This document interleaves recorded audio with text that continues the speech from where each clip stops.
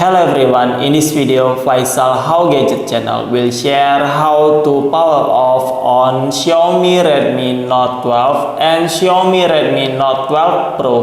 Okay, let's go to the tutorial. Don't forget to click like in this video and click subscribe in this channel.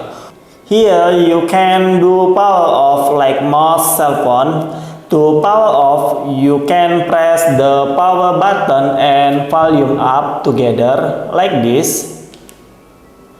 Okay, next you click on power off. Okay, click again.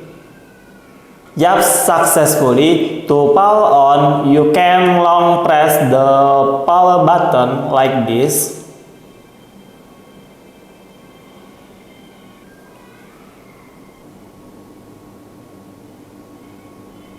Yup, successfully. Okay guys, so many tutorials from me. I hope this tutorial is useful. Don't forget to click like and subscribe. Thank you.